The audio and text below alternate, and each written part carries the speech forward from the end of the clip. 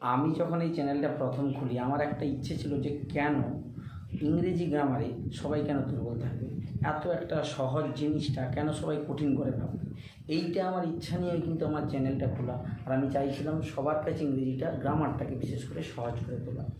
তাহলে আজকে এরকম একটা পোর্শান যেটা ভয়েস চেঞ্জের ক্ষেত্রে সবচেয়ে ইন্টারোগেটিভ যে সেন্টেন্স সেটা সবার কাছে সবসময় একটু বেশি কঠিন লাগে। আমি সেই জায়গাটা তোমাদের কাছে একটু ক্লিয়ার করার চেষ্টা করছি। আশা করি এই ভিডিওর পরে তোমাদের ইন্টারোগেটিভ সেন্টেন্সের নিয়ে যে একটা যে ইন্টারোগেটিভ সেন্টেন্সটা খুব কঠিন, এই ভুল হয়ে যায়, সেই ভুলটা আশা করি তোমাদের আর হবে না। দেখো আমি যে জায়গাগুলো বলছি তাকে একই ধরনের সেন্টেন্স দিয়েছি। দেখো একটা লিখেছি ডু ইউ নো মি, আরেকটা দিয়েছি how do you know me, তুমি কি আমাকে চেনো, কীভাবে তুমি আমাকে চেনো। Are you reading that book, তুমি কি সেই বইটা পড়ছো। Why are you reading that book, কেন তুমি সেই বইটা পড়ছো। ডিড দে ফলো মি, তারা কি আমাকে অনুসরণ করেছিল। When did they follow me, কখন অনুসরণ করেছিল। Where did they follow me, কোথায় আমাকে তারা অনুসরণ করেছিল। দেখো একই ধরনের সেন্টেন্সগুলো এই জন্যই দেওয়া, তোমরা ব্যাপারটা বুঝতে পারবে। দেখো আমরা যদি ভয়েস চেঞ্জটা এইটা আমরা করি যে do you know me, do থাকা মানেই সবসময় চোখ বন্ধ করে ভাববে সেটা প্রেজেন্ট ইন্ডিপেন্ডেন্ট টেন্স, সেটা হচ্ছে প্রেজেন্ট ইন্ডিপেন্ডেন্ট টেন্স। এইটুকু চেনা, এটার আর কোনো ফাংশান নেই, এটাকে বাদ দিয়ে দাও। এবারে সাধারণ যে ভয়েস চেঞ্জের যে নিয়মটা সেইটা তোমরা এখানে ফলো করো, যে কে চেনে, তুমি চেনে, কাকে চেনে, আমাকে, অবজেক্ট। তাহলে অবজেক্টটাকে আমরা সাবজেক্ট করে আনবো আই। এইবারে যেহেতু প্রেজেন্ট ইন্ডিপেন্ডেন্ট টেন্স, অ্যামিজারের অ্যাম বুঝবে, সেই অ্যামটা আমরা এখানে না লিখে তার স্থানটা শুধু বদলাবো, যেহেতু এটা কোয়েশ্চেন সূচক, আর কিচ্ছু না। অ্যাম আই, এবারে ভার্বের থার্ড ফর্ম নো থেকে নোন। এইবারে বাই বসাই আমরা বেশিরভাগ সময়, কিন্তু নোন থাকলে আমরা তারপরে টু বসাবো, নোন টু। এটা মোটামুটি সবাই জানো, এটা অনেকেই মোটামুটি জানো। ব্যাপারটা হচ্ছে যখন এর আগের দিকে যখনই একটা হাউ ক্লিক করে দিল, how do you know me, তখনই একটু তোমরা ঘাবড়ে যাও।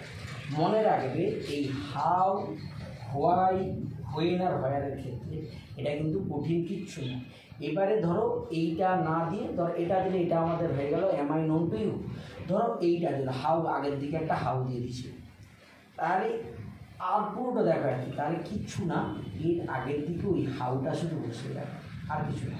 ঠিক আছে, এবারে এটা তখন স্মল হবে, এইটা তখন অ্যান্সার হয়ে যাবে। হাউটা শুধু আগের দিকে বসে যাবে, আর হাউয়ের কোনো আদার্স কোনো ফাংশান নেই।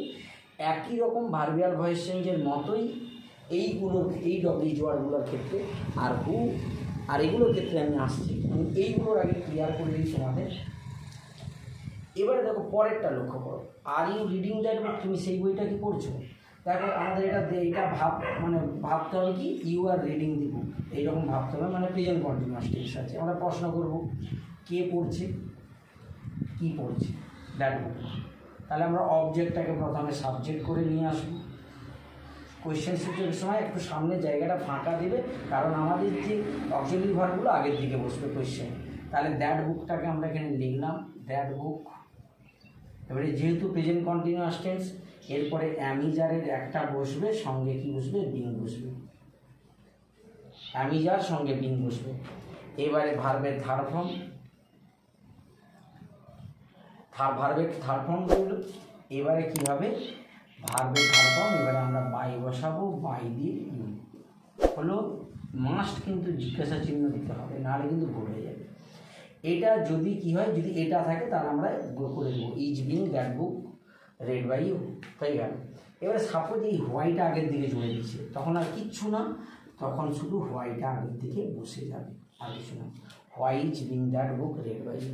দেখো এটার সঙ্গে এটার কিন্তু তফাৎ কিচ্ছু নেই, এইগুলো আগের দিকে যদি থাকে সেগুলোর সঙ্গে শুধু বসে যাবে। এরপরেরটা দেখো, ডিড থাকলে কিন্তু চোখ বন্ধ করে সেটা শুধু আমরা চিনে নেবো, এটা পাস্ট ইন্ডিপেন্ডেন্ট টেন্স, আর সিম্পল পাস্ট টেন্স করে এটা শুধু চিনে নেবো, নাহলে এর কোনো আর আমার এখানে ফাংশান নেই। এবারে আমরা কী করবো, দেখো কে ফলো করে বা কারা ফলো করে, কাকে ফলো করে। তাহলে অবজেক্টটাকে আমরা সাবজেক্ট করে আনবো, মিটা আই হয়ে আসবে।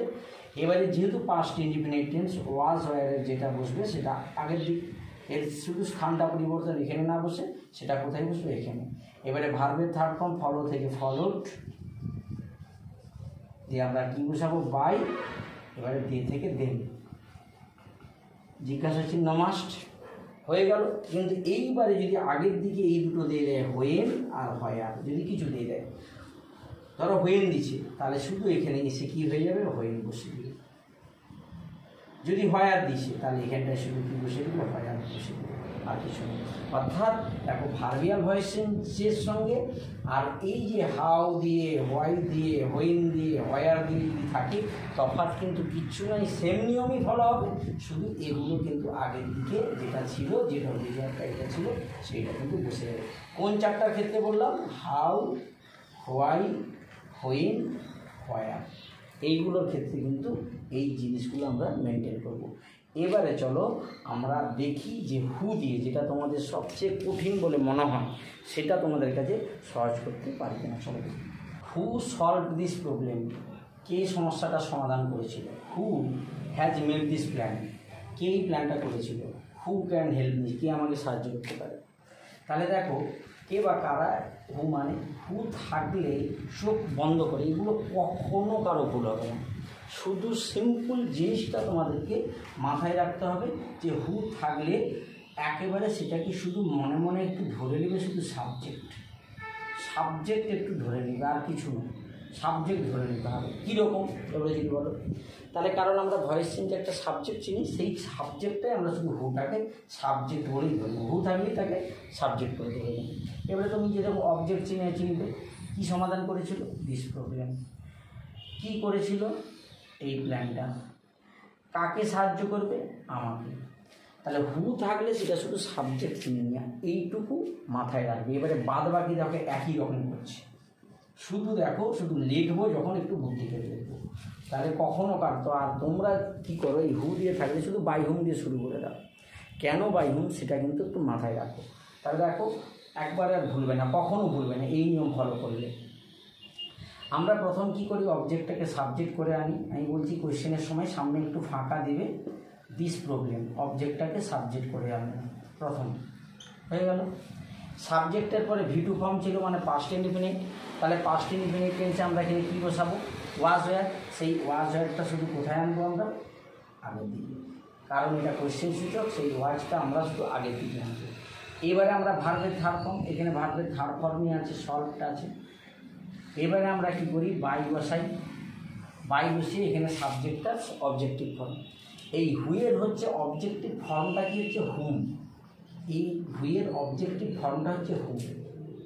তাহলে এই অবজেক্টিভ ফর্ম হুম, তাহলে এই অবজেক্টিভ ফর্মটা আমরা বসাবো। এইবার একটা এখানে যে মজার ব্যাপার, যেহেতু এটা ডব্লিউজর কোয়েশ্চেন, তাহলে এই ডব্লিউজরটা আমরা লাস্টে কখনো রাখতে পারবো না, সেটাকে প্রথমে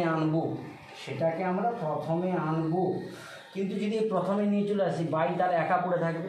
তাহলে আমাদের নিয়মটা কি, এই জন্যে আমরা কী করতে হয়, এই বাই আর হুমটাকে একেবারে আমাদেরকে প্রথমে নিয়ে চলে আসতে হবে।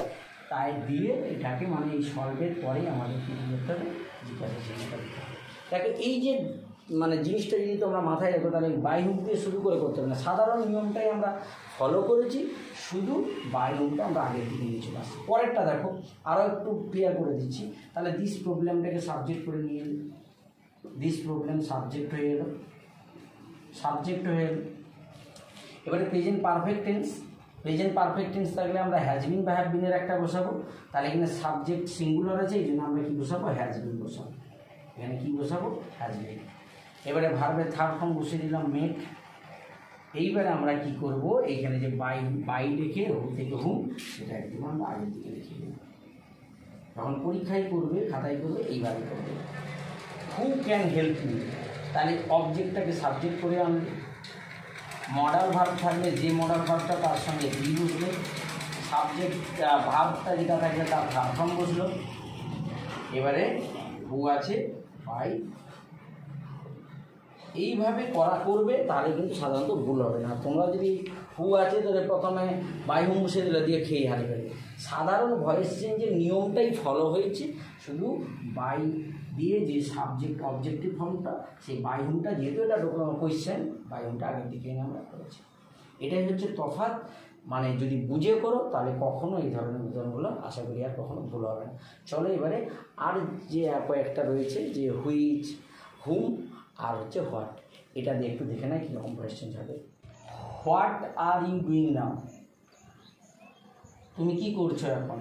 হুম ডু ইউ ওয়ান্ট, তুমি কাকে চাও। Which dress had you got, কোন ড্রেসটা তুমি কিনতে চাও। তাহলে দেখো হোয়াট দিয়ে যদি থাকে, হুম দিয়ে যদি থাকে আর হুইচ দিয়ে যদি থাকে, সেক্ষেত্রে আমরা কীভাবে করব। যেরকম হু থাকলে আমরা সাবজেক্ট ধরে নিয়েছিলাম, এইগুলো থাকলে মনে মনে শুধু অবজেক্ট ধরে নেব, অবজেক্ট ধরে নেব। এবারে তুমি বলবে স্যার তাহলে কোনটা অবজেক্ট ধরবো কোনটা সাবজেক্ট ধরবো, এটা তো ভুলে যেতে পারি। ভুলারও কোনো ব্যাপার নয়। কেন বলছি দেখো, আমরা হু মানে কি, কে, হু মানে কি কে, তাহলে কে দিয়ে প্রশ্ন করে দেখো আমরা সবসময় সাবজেক্ট পাই। আর হোয়াট কি, হুম কাকে, হুইচ কোনটি, এগুলো দিয়ে প্রশ্ন করে আমরা অবজেক্ট পাই। তাই জন্য এগুলো দিয়ে মানে এগুলো থাকলে অবজেক্ট ধরবে, বা হু থাকলে সেটাকে সাবজেক্ট ধরবে। এইটুকু ক্লিয়ার জিনিস মাথায় রেখে দেবে, তাহলে আর ভুল হবে না। তাহলে এবারে আমরা কীরকম করবো দেখো, আমরা হু দিয়ে যেরকম করছিলাম তার থেকেও কিন্তু এটা আরও এক ইজি জিনিস, একেবারে ইজি। একটু দেখে নাও, আমি সবগুলো একসঙ্গে তোমাদেরকে করাচ্ছি, তাহলে কিন্তু পরিষ্কার হয়ে যাবে। তাহলে হোয়াট থাকলে তুমি কী ধরে নেবে, সেটা অবজেক্ট, অবজেক্ট ধরে নিলাম। চোখ বন্ধ করে হোয়াট থাকলে, এগুলো থাকলে আমরা অবজেক্ট ধরে নেব, ধরে নিলাম অবজেক্ট।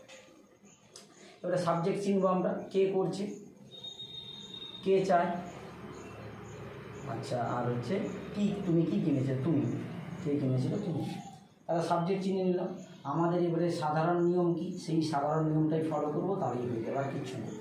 আমরা কী নিয়ম ভয়েস চেঞ্জে সাধারণ নিয়ম, অবজেক্টটাকে সাবজেক্ট করি, তাহলে যেটা অবজেক্ট সেটাই সাবজেক্ট হয়ে বসে।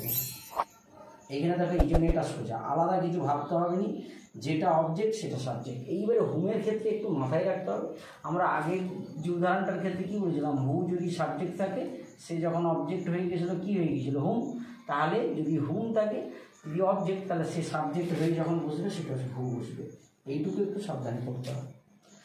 আর হুইচ ড্রেস যেটা অবজেক্ট ছিল সেটা সাবজেক্ট করে বসিয়ে দিবি, হুইচের সঙ্গে যে নাউনটা দেখবে সেটা সঙ্গে নিতে হবে, হচ্ছে এইটুকু আলাদা। মানে যেটাই অবজেক্ট যেটা আমরা ধরছিলাম সেগুলোই আমরা সাবজেক্ট হিসেবে বসিয়ে দিলাম।